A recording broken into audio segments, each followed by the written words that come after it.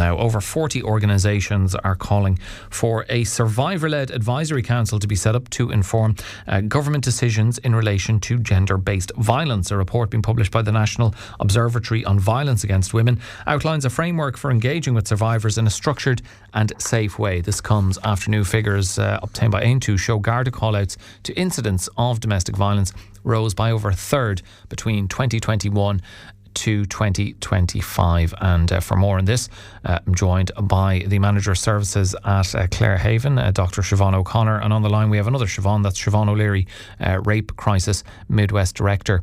And thanks to both of you for joining us on the show. And Siobhán O'Connor, those figures, the sharp rise in Garda call-outs for domestic violence since 2021, do these figures reflect what you're seeing or hearing on the ground in relation to Clare Haven? They absolutely do, Alan, and thanks for having us on this morning, and good morning to you and your listeners. We have been noticing year-on-year increases in requests for refuge, in our helpline calls and in our drop-in service. And I suppose one of the biggest causes or triggers for that was the COVID pandemic that we all lived through from 20 to 2022, and partly is behind us now. Whether that's true or not, I don't know. But I think that time in our lives and in women's lives particularly, they realised how easily the government could suddenly trap them with their abuser, and they realised, no, if something is going wrong, I need to get help, I need to get out. And thankfully we are seeing that increase in one way, because it means more and more women are looking for guidance and help, and they're also, as the guards have pointed out, getting to the appropriate people like ourselves and the guards. But also it's a very sad indictment of Irish society, or from our perspective Clare society, that our numbers continually increase. Yeah, and Siobhán O'Leary, as Siobhán O'Connor says, two sides to it. On the one hand, at least you're seeing there's more people reaching out for help, but the fact that the figures are going up is not good, and we're hearing that domestic and gender-based violence is at epidemic proportions. How would you characterise the current situation in Clare and the Midwest region specifically? Morning, Alan. Morning, Siobhán. I would agree that we're at epidemic levels.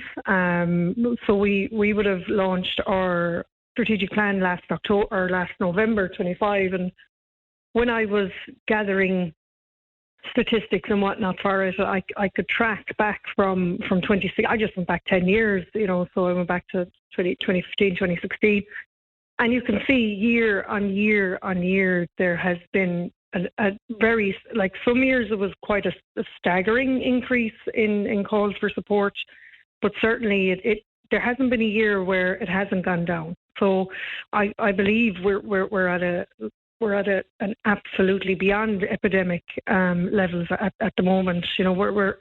We're really struggling to meet the demand. And Siobhán O'Connor, as I mentioned, the report is calling for a survivor-led advisory council.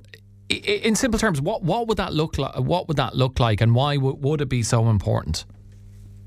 It's really important because who are the experts in anything? They're the people who've experienced it, and all the training and all the hurlers on the ditch, to use a colloquialism, or all the people who can see stuff from the outside in. They have knowledge, they have training, and they have experience. But the people who are actually living with it day to day, experiencing it day to day, they can talk to the nuance, they can talk to the difficulties, or what works or what doesn't work. It always strikes me with DSGVV, that domestic sexual and gender-based violence, that we have to realise in the crime that's committed, the woman's body is a crime scene, and that's something we don't see in a lot of crimes. The crime scene is distinct from the victim. However, in the case of domestic sexual and gender-based violence, the woman does have to go through that kind of invasive inspection that we would normally associate with a crime scene within her own body. And that's quite a chilling thing to happen to her. So for the powers that be, the people who are working within the area from a professional capacity, can learn so much from the victims, from the people who are surviving these horrific attacks and assaults. And it's what it would look like. It's, again, I mean, it's talking about open communication, enhancing that communication, listening to the women, that the woman is not just a witness or not just a venue or the crime scene. She's a person that can inform, tell us what's going on, how she feels, how it feels, how different aspects of the process impact on her physically, emotionally, on her life, socially, in the community. All of these things are kind of the unknown, yet we have a wealth of knowledge. Unfortunately, in this country, we have a wealth of knowledge out there based on the experiences and the lived lives of the survivors, and that needs to be listened to. So I think that's what it looks like. It's an open ear, it's a table, it's a consultation space, it's a communication, a two-way communication space that occurs. Yeah, and Siobhán O'Connor has, really well outlined the value of survivors directly shaping the policy rather than just contributing testimony. But I guess the fact that this call is being made for this survivor-led advisory council and the number of organisations, over 40, really highlights, I guess, the ineffectiveness of the government up to this point in listening to survivors. Yeah, look, perhaps it does, but I think the pernicious nature of gender-based violence, sexual violence, coercive control, I think, unless you have that nuanced outlook and view and experience, somebody that's experienced it, unless you have that as a shaping form in your policy, the policy will be ineffective. If we do not listen to survivors, if we do not take what they're telling us, and much like what Siobhán is saying there, a lot of the time a survivor is simply treated like a witness or evidence or whatever it may be. There's far, far, far, far more we are losing in that view when we don't look at the other nuances and the other pieces of experience that can so very well inform policy and inform public knowledge and inform so much more, and to make our national policy effective. I think survivors have to be at the centre of it. Siobhán O'Connor, the report stresses that the survivors should not have to repeatedly recount their trauma. So how can engagement be done in a safe and respectful way? Well, something the report touches on, and I think it answers that question, is talking about the inconsistency that is across the board on a national level. And what, we are very lucky in Clare, we have the local area network on violence against women. And within that network, there are, we have representations from the Department of Justice through Probation and Court Service. We have representation from the Guards, we have representation from TUSLA. So they are hearing the experience in a generic way at the network. So then that allows them to have a greater understanding. And we're very lucky because I think we do have that enhanced communication, that well-structured network that fosters an open line of communication.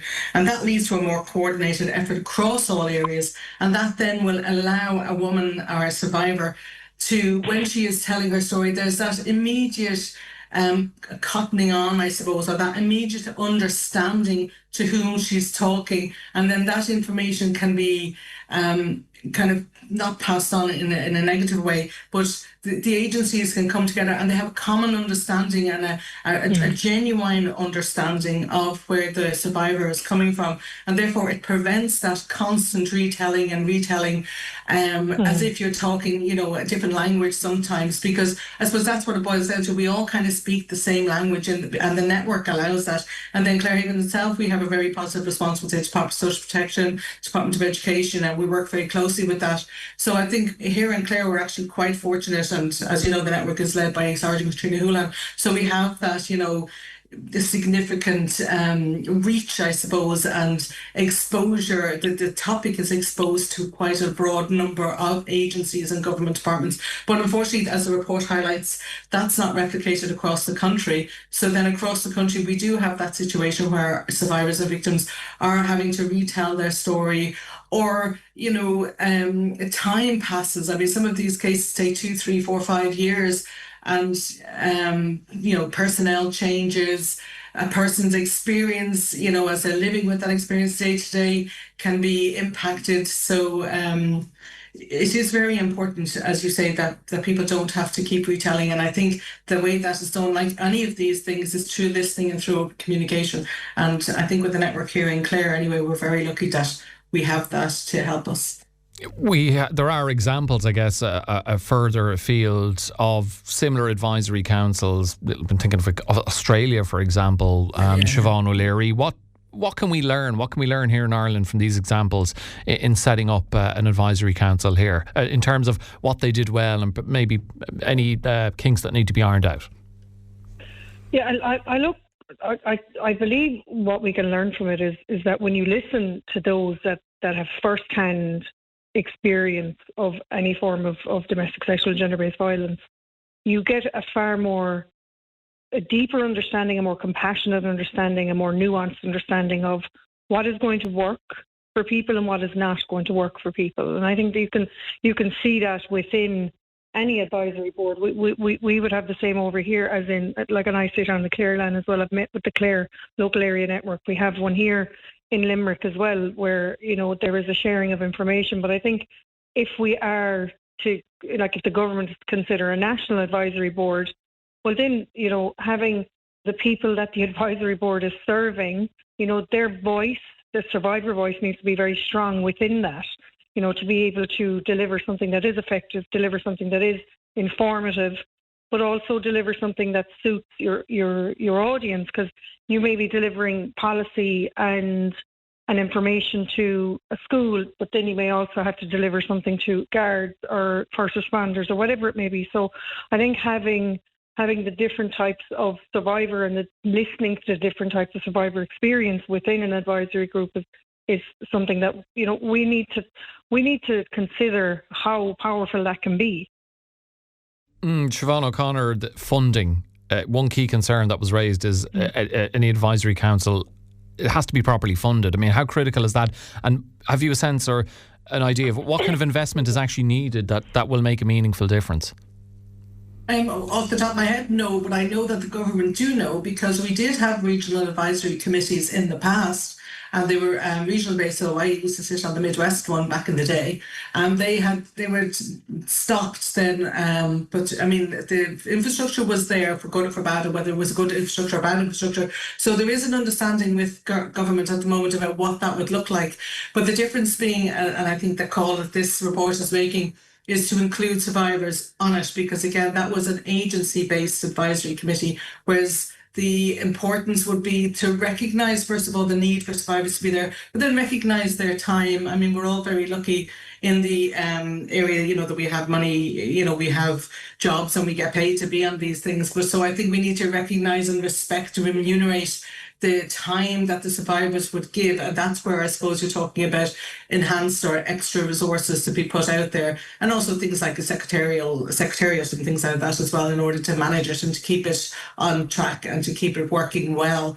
So that's what you're talking about. And you're also talking about possibly people who have, you know, are survivors from, you know, not a long time ago, but some time back, because it's a very raw and a very difficult thing. And we have so many brave women who have stood up and told their stories and, you know, lent their experience to ours without being asked. So there is an interest amongst the survivors to do that, to inform, to make, and everybody always says they want to make sure it doesn't happen again. Nobody says, oh, I want to go back in time. They just say, I want to make sure nobody else goes through that. So we need to respect that time, that energy, the difficulty in being that person, because again, we can all learn and sit back and listen to these fascinating women, but every day that they speak about their experience is a difficult day, and that needs to be respected and remunerated.